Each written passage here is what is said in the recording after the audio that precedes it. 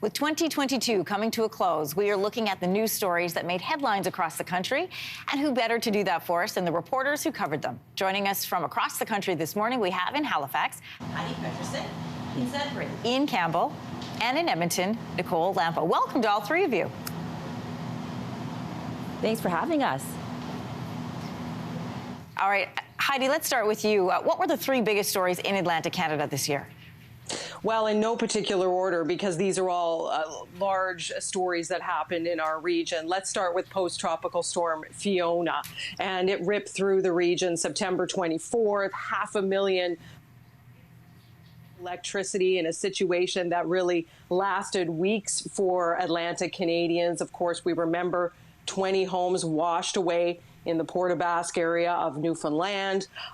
Trees literally just ripped out of the ground by the roots, huge trees bringing down power lines. They were scenes that people around here really had never seen before as it tore through with more than 100-kilometer-per-hour winds. And first there was the story about the recovery and trying to get electricity restored and bringing in Canadian forces. But then in the aftermath, there's also been stories about, disaster assistance delays through the Red Cross, long lineups trying to register for that. Now there's a question as to whether or not some people who are uninsured will be able to access disaster financial aid. Many people who had roofs literally torn off their homes still waiting to get those fixed. It's hard to get contractors. So it's a story that really just continues on even as we head in these many months later. The effects of Fiona still with us in Atlantic Canada for sure. And of course, there was a mass casualty commission, Heidi. There was. I spent most of my year covering that, and many Nova Scotians focused on that. The mass casualty inquiry started in February.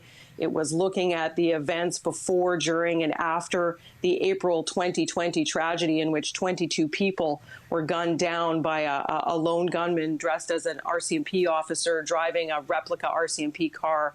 I mean, there was a lot that came out of this inquiry in terms of learning exactly what happened, learning about missteps by RCMP. And there was also a lot that came out of the inquiry itself in terms of families not being happy with some of the decisions on which witnesses would be public and which would not be cross-examined. And there was also, of course, you remember those allegations of political interference that touched on Commissioner Brenda Lucki as well. Heidi, we really appreciated your coverage on that story, especially. Thanks so much. I want to bring in Ian in Northern Ontario. Which headlines from 2022 made your list, Ian? One of the big ones that continues to dog the headlines up here, Anne-Marie, is Laurentian University. Now, this has been going on for more than 12 months. This started in pretty much January of last year, but this has continued to escalate. Laurentian being one of the first public institutions in Canada, certainly the first university to declare or seek CCAA protection. They said they only had a few million at the time before they might have to even close their doors.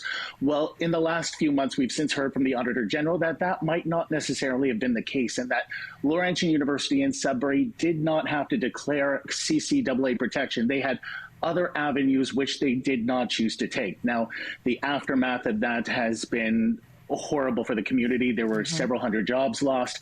There were programs cut. The university now is trying to turn a page with a new interim president and a new provost. They are hoping to rebuild some of that reputation they've since lost. But in the last couple of days alone, we've heard from the University Senate that they plan on seeking a condemnation against the previous president for misleading the situation, misleading the Senate. And this is certainly a situation that doesn't appear to be going away anytime soon. And the university is it's going to take them, unfortunately, some time in Sudbury before they are able to rebuild that reputation and fix some of the damage that's been done. It was a shocking story. Really quickly, can you bring us up to speed on what's going on with the Kingsway Entertainment District? Absolutely. That was one here in Sudbury where in the arena, there was a lot of people that here in Sudbury, the Sudbury Wolves have now one of the oldest arenas in the CHL. They wanted to build a new arena, and what we saw in Greater Sudbury was pretty much the city split right in half. A lot of people did not want to spend that sort of money on building a new arena. It was originally pegged at $100 million. A lot of people inside the city wanted to see the old arena refurbished. Others said, you know what, I don't want to go downtown. I want the new arena built. COVID happened, costs got more expensive. That ballooned to $215 million. Wow. So now that's been shelved, and we're looking to see from the new leadership in the city what exactly is going to happen for an arena, if anything.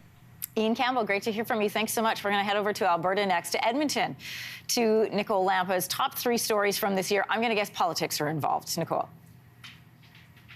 Well, definitely politics has been a major story here in Alberta. Basically, you know, since May, when then Premier Jason Kenney stunned everybody and said he was stepping down as Premier, that made way for a leadership contest. And in the fall, Danielle Smith was, won that leadership race. And since she was appointed as Premier, she really has, created some controversy during her first press conference as Premier. I don't know if you remember this, but she said the unvaccinated are the most discriminated group she has ever seen in her lifetime, which made way for, people to really question that.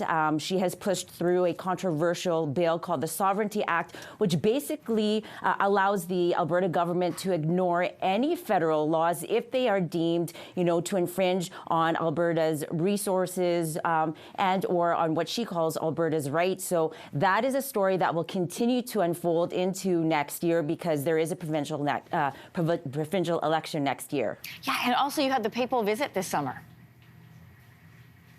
Yeah, that probably was the biggest story here in Edmonton, if not here in across Canada. So the Pope did visit both Masquachese, which is a reserve just outside of Edmonton. That was the location of the largest residential school in Canada, rather, and that is where the Pope made his apology. It was a very poignant moment, a very somber moment, and then the next day he held his largest outdoor mass at Commonwealth Stadium. So those were 2 key moments during the papal visit that happened here in Alberta.